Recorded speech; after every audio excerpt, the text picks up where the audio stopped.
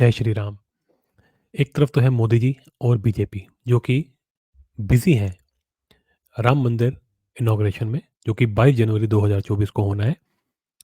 और दूसरी तरफ है पप्पू श्री यानी कि राहुल गांधी। राहुल गांधी जो हैं वो तो किसी और ही काम में बिज़ी हैं। उनका तो कुछ पता ही नहीं रहता है वो क्या करते हैं, क्या कहते हैं, क्या बोलते हैं, क्या उनकी प्लानिंग है, वो कुछ समझ में नहीं आता। वो तो मज़ाक का पात्र बने रहते हैं। लेकिन अब उनकी पार्टी जो है उनको एक बड़ा दंड देने जा रही है। ये दंड उन्होंने उनको पहले भी दिया था, लेकिन अब एक और दंड उनको देने जा रही है और वो है भारत न्याय यात्रा। ये पहले तो इनको भारत जोड़ो यात्रा में भेजा था। कई महीनों तक ये पता नहीं सड़कों पे चलते रहे, क्यों चल रहे थे किसी को समझ में नहीं आया, क्या हो रहा था। आकर के जो है इनके ही जो चट्टे-बट्टे हैं, इनकी पार्टियों के साथ जुड़े हुए ये वामपंथी, वो लिपट-लिपट के इनसे रो रही थी महिलाएँ, पता नहीं क्यों रो रही थी। गरीबों के पास जाकर के ये अजीब-अजीब सी एक्टिंग करते थे। तो वो क्या था, क्यों था, वो उसका सर-पैर क्या था, कुछ पता नहीं चला। लेकिन बाद में जो है, बहुत से लोग जो कि उस यात्रा में आकर के इनके साथ चले थे, बाद में पता लगा कि वो सारे भारत विरोधी कामों के अंदर कहीं न कहीं मिले हुए थे और बड़े-बड़े षड्यंत्र कर रहे थे इस देश के खिलाफ। अ, एमनी एमिनिटी एम्नेस्टी इंटरनेशनल के लोग थे उसके अंदर, जॉर्ज सोरोस के बहुत से लोग थे उसके अंदर।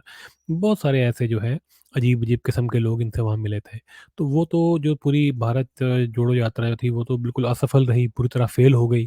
सारे इलेक्शन जो भी लास्ट हुए हैं, उनके अंदर इनकी परफ़ॉर्मेंसेस डाउन ही गई है। बीजेपी को तो बम्पर जीत मिल गई। बीजेपी तो छत्तीसगढ़ जैसी जगह पे जीत गई जहाँ पे कोई चांस ही नहीं था, जहाँ पे कांग्रेस की सरकार ठीक-ठाक चल रही थी। तो इनका तो कोई फ़ायदा होता ही नहीं है इन यात्राओं का, लेकिन अब इनको ये दोबारा दंड मिलने जा रहा है और वो उसका दंड मिलने का रीज़न यही है कि जो राम मंदिर बन जाएगा 22 जनवरी 2024 को, जो प्रधानमंत्री उसका इनॉग्रेशन कर देंगे, तो एक लहर जो है वो पूरे देश के अंदर चली जाएगी और प्रधानमंत्री का जो जादू है, वो सर चढ़ के बोलेगा। पूरे देश के अंदर जो है मोदी-मोदी होगा और इलेक्शनों से पहले ये एक बहुत बड़ा, जिसे कहते हैं एक मूव है, एक बहुत बड़ा कार्य है जो कि मोदी की पॉपुलैरिटी को आसमान तक ले जाएगा और उनके जीतने के जो चांसेस हैं, वो तो वैसे ही बहुत ज़्यादा है, लेकिन जो उनकी सीटें हैं, वो जो है हो सकता है रिकॉर्ड तोड़ दें सारे के सारे। तो इस वजह से अब इनके पास तो कुछ है नहीं, इनका पक्का है कि इन्होंने हारना ही है इलेक्शन, तो कुछ तो करेंगे, घर बैठेंगे तो नहीं, क्योंकि घर बैठेंगे तो फिर लोग ये इनका और मज़ाक उड़ाएँगे। इसलिए ये निकल गए हैं भारत न्याय यात्रा में। अब कौन-सा न्याय दिला रहे हैं, कौन-सा अन्याय हो रहा है, ये तो पता चलेगा। मुझे लगता है बहुत सारी महिलाएँ लिपट-लिपट के राहुल गांधी से रोएँगी, अपना जो है मातम करेंगी, वहाँ पे बहुत कुछ होगा। रुदाली वहाँ पे बहुत सारी आपको रुदालियाँ दिखेंगी, तो आप तैयार हो जाइए भारत न्याय यात्रा में। ये बिना सर-पैर की अब बातें अब जो है वो होंगी रोज़।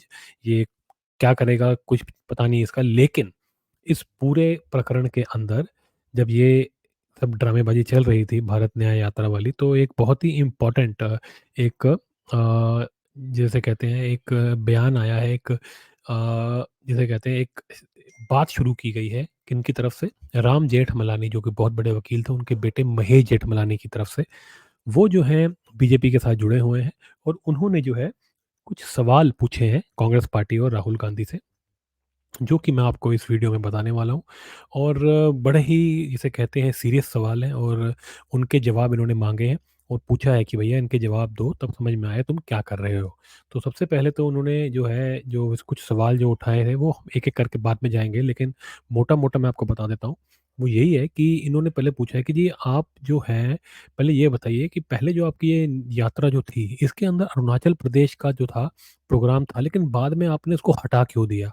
अब जो ये यात्रा है, ये मणिपुर से लेकर मुंबई तक क्यों जा रही है? पहले तो अरुणाचल प्रदेश भी इसमें आ रहा था, इसका जवाब दीजिए। फिर उन्होंने उससे ही जुड़ा हुआ सवाल पूछा कि ये बताइए कि जो आपके जो पार्टी के अंदर ये जो एक वामपंथी हैं पुराने, जयराम रमेश, वो उनके बयान कुछ अजीब से हैं अरुणाचल प्रदेश को लेकर के। कह रहे हैं ये किस तरह की अजीब-अजीब सी बातें करते हैं। तो उन्होंने उसके ऊपर सवाल उठाए कि आपकी पार्टी जो है ये क्या चाहती है? आपका बड़ा नेता अजीब-अजीब सी बातें क्यों करता है अरुणाचल प्रदेश के लिए? तो उन्होंने कहा कि यार कहीं ऐसा तो नहीं है कि जो आपने मेमोरेंडम ऑफ अंडरस्टैंडिंग जो एमओयू कांग्रेस पार्टी ने साइन कर रखा है, चाइनीज़ कम्युनिस्ट पार्टी के साथ जो 2008 में साइन किया था, कहीं उसकी वजह से तो नहीं है ऐसा कि आपने अपना अरुणाचल प्रदेश का जो ये भारत गया ये जो था, जो यात्रा जो आप निकाल रहे हैं, न्याय यात्रा, इसके अंदर आपने उसको चेंज कर दिया हो कि चाइना के साथ जो आपका एमओयू है उसकी वजह से चेंज नहीं किया? क्योंकि जो आपके जयराम रमेश हैं वो तो बड़ी अजीब-अजीब बातें करते हैं अरुणाचल प्रदेश के रिलेशन में। उन्होंने कहा कि जी अ, ये जो ये जो बात है कि जो कांग्रेस जो है ये पक्षधर जो हैं, ये जो है ना ये बेसिकली चाहते हैं कि जितने भी वहाँ पे हाइडल प्रोजेक्ट्स लगे हुए हैं अरुणाचल प्रदेश के अंदर, ये चाहते हैं उनका रिव्यू हो और जो नए आ रहे हैं वो रुक जाएँ। ये उन्होंने बात पॉइंट आउट करी।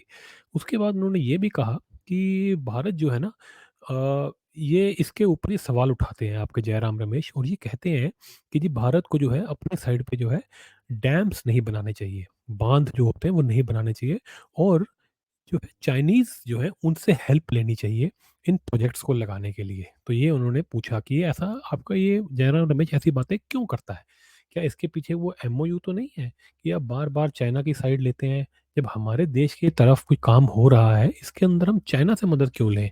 ये आप ज़रा समझाइए। आप ऐसे आपका पार्टी का इतना बड़ा नेता जो कि आपके साथ जो है स्टेज शेयर करता है, वो क्यों ऐसी बातें करता है? और उसने कहा कि आपका जो ये रमेश है, जयराम रमेश, इसने फरवरी के अंदर ये कहा था कि हम जो है सोच रहे हैं कि हम अरुणाचल प्रदेश से गुजरात तक का जो है पूरा एक यात्रा निकालेंगे। तो उसमें तो अरुणाचल प्रदेश था, अब आपने अरुणाचल प्रदेश छोड़ क्यों दिया? ये सवाल उन्होंने पूछा। अब देखिए जी, अब इन्होंने जो है 10 सवाल जो पूछे हैं पॉइंटेड, अब मैं उन पे आता हूँ। सबसे पहला उन्होंने पूछा है कि जो आपने रास्ता चेंज करा है, जो आपने अरुणाचल प्रदेश को हटा करके, जो अब मणिपुर से जो आप मुंबई जाने का जो आपने प्लान बनाया है, ये क्यों करा है? इसका जवाब दीजिए। दूसरा सवाल, अरुणाचल प्रदेश को आप लोगों ने अपने प्लान में से क्यों हटाया? इसका जवाब दीजिए। तीसरा सवाल उन्होंने पूछा है कि अब ये बताइए ये चाइना का जो क्या रोल है ये इंसर्जेंसी के अंदर? उन्होंने कहा है कि जो नॉर्थ ईस्ट के अंदर जितनी भी परेशानियाँ चलती हैं हमारे देश के अंदर, उसके अंदर चाइना का क्या हाथ है? इसके बारे में बताइए। अभी-अभी आपको पता होगा कि मणिपुर के अंदर बहुत ज़बरदस्त लड़ाई चली है। वहाँ पे जो कुकी टेररिस्ट्स हैं, वो मेइतेइज़ के ऊपर अटैक कर रहे हैं और उन्होंने बहुत वहाँ पे हाहाकार मचा रखा है, बहुत निर्दोष जानें गई हैं। तो ये उन्होंने सवाल इस रिलेशन में भी पूछा है कि पूरे नॉर्थ ईस्ट में इंक्लूडिंग मणिपुर ये क्या हो रहा है? वहाँ पे चाइना का क्या हाथ है इन परेशानियों के अंदर? उसके बाद उन्होंने पूछा है कि चाइना का क्या हाथ है मणिपुर के अंदर स्पेसिफिकली? पहले तो पूरा नॉर्थ ईस्ट का नाम लिया, फिर कहा मणिपुर के अंदर चाइना का क्या हाथ है? इसको बताओ आप कि भैया ये चक्कर क्या है इसके अंदर? ये इसका कहीं हाथ चाइना का तो नहीं है इस मणिपुर के पूरे कांड के अंदर? उसके बाद उन्होंने पूछा है कि 2008 में जो आपने एमओयू जो आपने साइन किया था चाइनीज़ की जो पार्टी, जो चाइना की जो सबसे बड़ी पार्टी है, आपने सीसीपी के साथ जो आपने एमओयू साइन किया था, उसका क्या रोल है? उसका कोई आपका इंडियन नेशनल कांग्रेस उसकी वजह से क्या-क्या हरकतें करती है, इसके बारे में ज़रा बताइए। फिर उन्होंने बताया कि आपको क्या पता है कि ये जो एमओई के अंदर जो-जो था, वो क्या था? क्योंकि क्या हुआ है कि कांग्रेस ने ये साइन तो कर रखा है एमओयू चाइना की जो है सबसे बड़ी पार्टी जो रूलिंग पार्टी है उसके साथ, लेकिन उसकी डिटेल्स क्या हैं, ये लोग कभी बताते नहीं हैं। बीजेपी कई बार इसके बारे में डिमांड कर चुकी है कि बताओ तो सही क्या साइन किया हुआ है। ये तो हमें पता है कि इन्होंने कुछ साइन किया था 2008 के अंदर, लेकिन उसके अंदर था क्या? ये सीक्रेट है आज तक। ये सुप्रीम कोर्ट में ये बात तक गई है और सुप्रीम कोर्ट ने भी हाथ खड़े कर दिए थे कि ये तो हम फ़ोर्स नहीं कर सकते कांग्रेस पार्टी को कि वो बताए। तो सोचिए आप इस देश के अंदर क्या तंत्र चल रहा है, किस तरह सुप्रीम कोर्ट भी आपका कॉम्प्रोमाइज़्ड है। कि वो एक पॉलिटिकल पार्टी से जिसके ऊपर ये मतलब एक शक जताया जा रहा है कि वो देश के दुश्मन के साथ मिली हुई है। सुप्रीम कोर्ट उसको ये नहीं कह सकते कि बताओ आपने उसके साथ क्या कॉन्ट्रैक्ट कर रखा है। चलिए जी, ठीक है जी।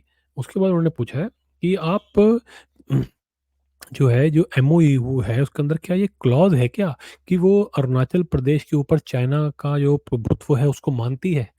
अब बताइए क्योंकि हमें तो कंटेंट का पता नहीं है, लेकिन ऐसा हमें लग रहा है कहीं से खबरें उड़ती-उड़ती आ रही हैं कि आपने ऐसा साइन किया हुआ है कि अरुणाचल प्रदेश आपने चाइना को तो नहीं दे दिया? और सुनिए जैसे इनके बाप का है जैसे ये दे देंगे, लेकिन इन्होंने शायद ऐसा कर रखा है।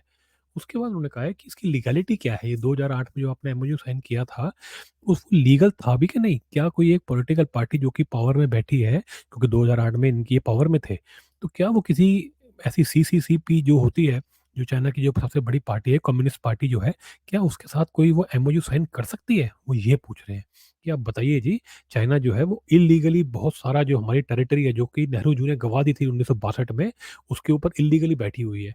उसके बावजूद अब आगे से जा कर के इनके साथ कोई एक कॉन्ट्रैक्ट साइन करके बैठे हैं, जिसके अंदर शायद आपने अरुणाचल प्रदेश इनको दे दिया है। ये बहुत सीरियस सवाल है, जो कि साफ-साफ महेश जेठमलानी ने इनसे पूछा है, ये भारत न्याय यात्रा के अंदर। उसके बाद उन्होंने पूछा है कि भैया आप ट्रांसपेरेंसी लाए हैं, कि भैया क्या एमओयू जो है उसको आप पब्लिक क्यों नहीं करते हैं? ये आप बताइए, आपकी जो पार्टी है वो तो वैसे तो बड़ी-बड़ी बातें करती है, बहुत डींगे हाँकती है कि जी हम तो देश से बहुत प्यार करते हैं, जी हमने देश को आज़ादी दिलाई है, ये वो दुनिया भर के ड्रामे कि हमारी पार्टी में बहुत ही डेमोक्रेटिक सिस्टम है, ये वो।